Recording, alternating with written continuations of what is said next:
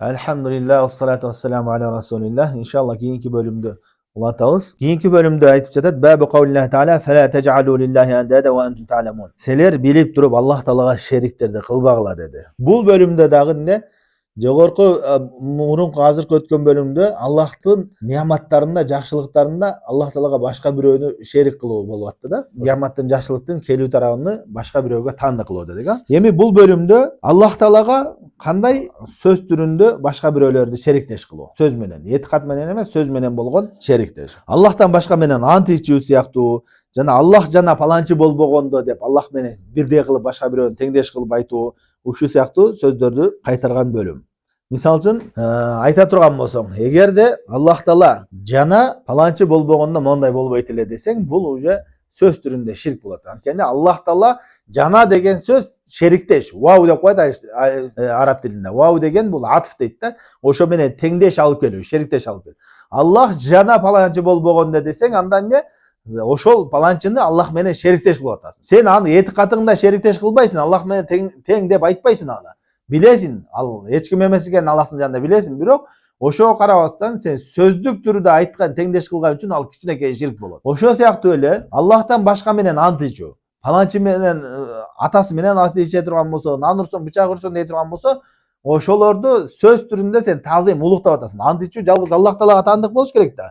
Ошол нерсени эмне? Аны улуктап көтөрүп атасың, Аллах Таала менен шериктеш. Ошон үчүн ал дагы кичинекей ширк болот. Ошол сыяктуу сөздөрдөн кайтарган bölüm. Kâle İbn Abbas'ın fil âye. Emi Allah Teala bul bölümde, bul temada aytdı. Felâ tec'alû lillahi endâde ve entum ta'lemûn. Seler bilip durup Allah Teala'ga şeriklerdi kılbagla dedi. Bul ayat negizi Kur'an'daki en birinci kaytarı bolup eseptirildi.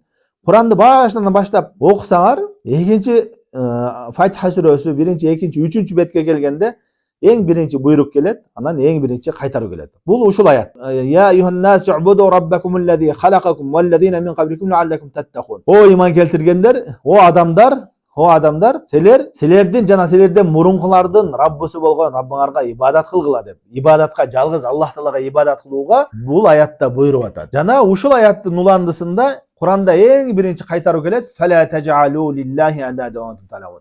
Bul ayatta bir neçe nerselerdi eskerdi. Allah Teala silerge asmandan жаңмыр жаадырды, жерди жашаганга ыңгайлуу кылып берди, үстүңөргө асманды куруп берди.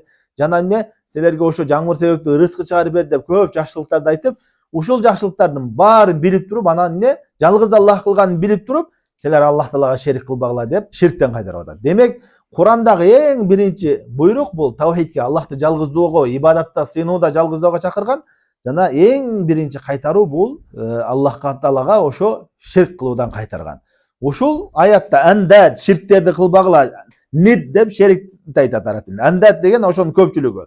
Шериктерди кылбагыла деди да. Ушул аятты тафсиринде Абдуллах ибн Аббас айтып атат. Ал андат хуа ширк. Андат деген бул ширк деди. Ахфа мин дабибин намли ала сафатин саудаин фи зулматил лейл. Wa huwa an taqul wallahi wa fulan. İbn Abbas aytып атат. Андат шеріктер бұл ширк деді. Ал қандай? Ушундай жашырын деді ширк. Ал не? Дабибин намл. Кумурсканын изи. Кара таштын үстүнө кумурсканын изи түшкөн болсо, караңгы түндө. Ошол көрүнбөйбү.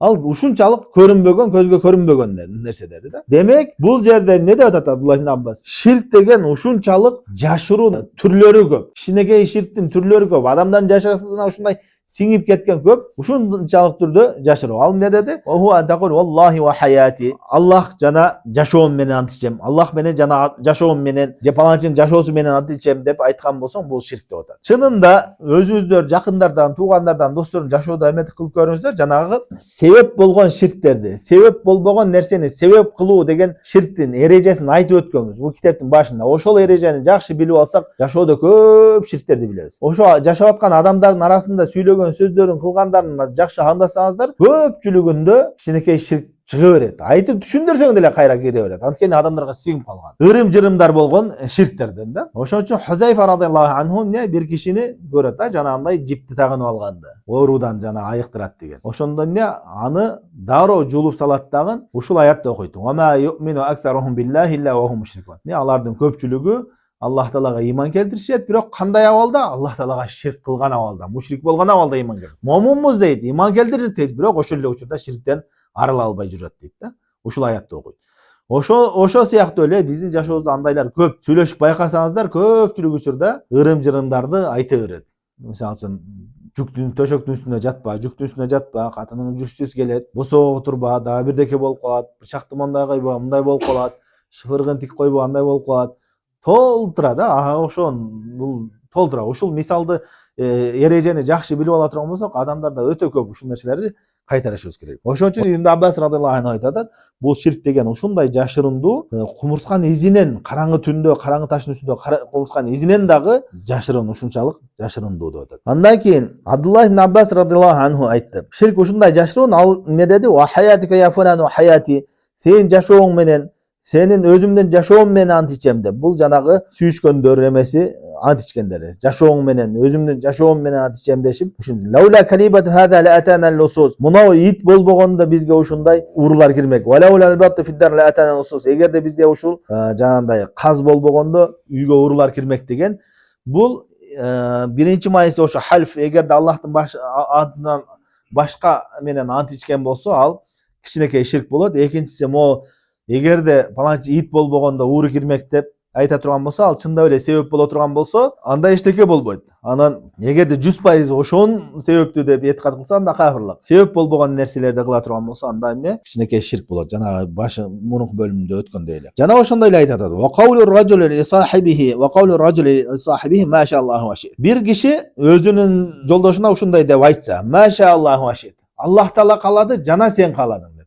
Бул жерде кандай ширк болуп атат? Аллах таала менен аны шериктеш кылып атат, сөз түрүндө кичинекей ширк. Аллах таала жана сен кааладың деп айта турган болсо, бул дагы ширк. Лаулаллахи ва фулан. Паланчы жана паланчы болбогондо, Аллах таала жана паланчы болбогондо деп айтсаң, бул дагы ширк болот дейт. Ла таджал фиха фуланан хада куллуху бихи ширкун. Ибн Аббас айтып атат, баланчы дегендин баарын таштагын, мунун баардыгы ширк деп атат. Жалгыз Аллах таала деп айтканда. Же болбосо, чындап эле себеп болгон болсо, сумма деген сөздү кой. Андан кийин Аллах таала, андан кийин сен болбогондо, Аллахтан кийин сен болбогондо деген себепти айтыш керек. Аллах таала жана сен десең, анда эмне?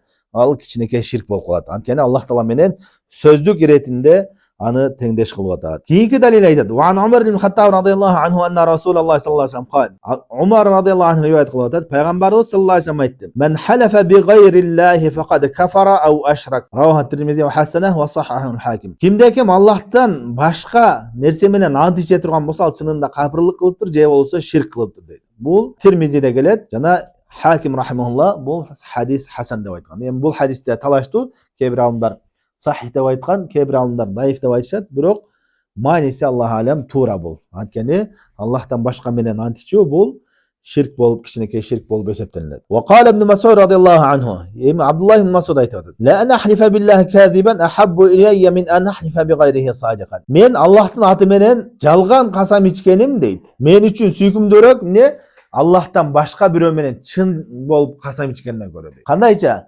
Жалган сөзүң үчүн Аллахтын аты менен касам ичсең, ошол жеңилирээк деп атат күнөөсү. Аллахтан башка бирөө менен нан урсун, бычак урсун деген сыяктуу, же баланчынын жашоосу менен, өзүм жашоом менен, апам менен, атам менен деп ант ичкенден көрө, жалган ант ичип атсаң да Аллахтын аты менен ант ичкен жакшыраак дейт. Анткени эмне? Бул бирөөнүн Аллахтан башка менен ант ичкен, бул кичинекей ширк, бул эң чоң күнөөлөрдөн. Кабиралардан. Андан көрө жалган сүйлөгөнүң, жалган ант ичкенин күнөөсү жеңилирээк деп атат.